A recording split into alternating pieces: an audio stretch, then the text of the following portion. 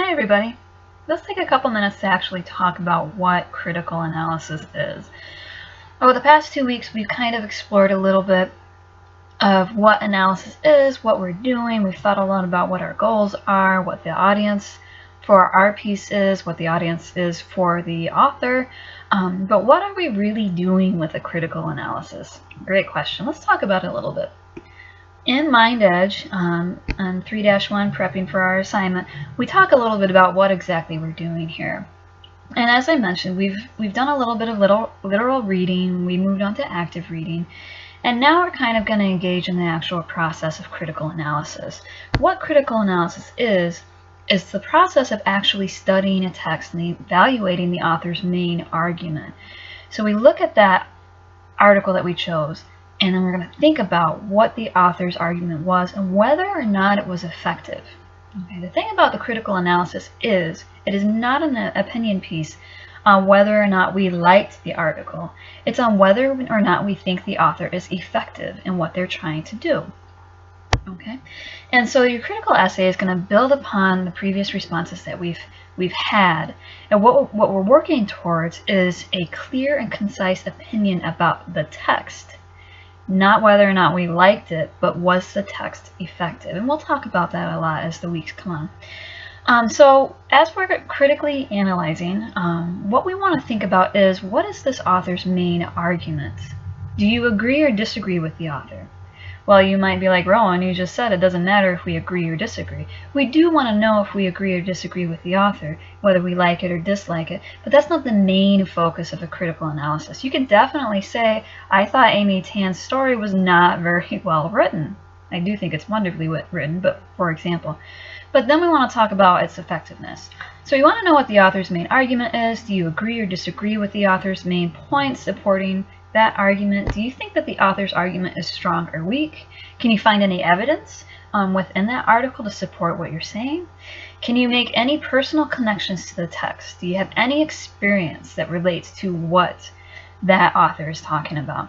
And what from your own life influenced you to draw the conclusions you did from your reading? Now, these are not necessarily all the questions that we're going to be answering, but they're designed to help you think a little bit more critically, to get beyond that initial gut reaction that we talked about in our week 1 discussion forum, to get below as you actively read and actively engage and actively analyze that initial gut response. So we want to think about these questions, and they're going to help us think about more questions as we go. All right, so let's take a look at what MindEdge presents here. These are tips and suggestions for writing a good, strong critical analysis essay. State that opinion clearly. I think this. State your opinion clearly. Later on, we'll work on how we can phrase that without saying I. But for now, just state your opinion about the text. I thought that Amy Tan did an exceptional job connecting to her audience with emotion. State your opinion. And this opinion is going to become the backbone of that essay. Use evidence. We can't just stand on our soapbox and say, yeah, it was great, or no, she was not effective. We need to have evidence from the text to support what we're saying. So we are going to actually quote and paraphrase and summarize phrases and sentences from that text throughout our essay. And we will talk more about this next week as well. Okay, so we're going to state our opinion clearly, and we're going to use evidence from that article that we have read. We are going to focus on the text and not on yourself. And this is what I was getting at earlier, where we don't really want to focus so much on our opinion on whether or not we liked it. We want to focus on the text and whether or not it was effective in supporting or reaching that author's goal. So we really want to shy away from I think or this is my opinion, and focus more on that text. So the way we would state our opinion without saying I think or this is my opinion, we would say, for example, I think Amy Tan is very effective. That's my opinion. I would write it as Amy Tan is very effective. You see how that's a little bit different, how it's a little bit stronger when we focus on the text rather than our opinion of it, rather than focusing on we're focusing on the text. And then the last little tip here is, let's be open for revision.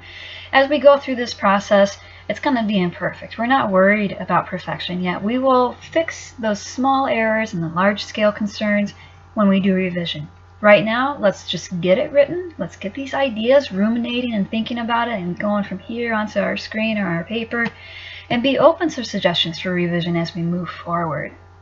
So to recap, these tips for our critical analysis: state that opinion clearly, use evidence, focus on the text and not yourself, and be open to revision. And these will all help you on that journey to your critical analysis, which is essentially an analysis on whether or not the author was effective in reaching their goal. Now remember, these are our three choices. We got Mother Tongue by Amy Tan, Me Taught Pretty One Day by David Sedaris, which is a very interesting read if you haven't read it yet, and Some Lessons from the Assembly Line by Andrew Braxma. So you can choose any one of these, and that we have chosen any one of these, but if you want to change your mind, you still can. Click on it to open it, get to reading it again, and let's think about how we're going to analyze it. What is our goal? What is our audience? Let's be ready to critically analyze that, and remember, we're focusing on the text and not ourselves. So that's a really long-winded explanation. If you have any questions, let me know. Feel free to post in the general discussion forum, or you can email or text me directly, and we can keep this conversation going. Hang in there. It's not as complicated as it sounds. All we're doing is we're reading something, and we're asking some questions about it. We're answering some questions about it, and there you go. It's going to come together amazing. You got this.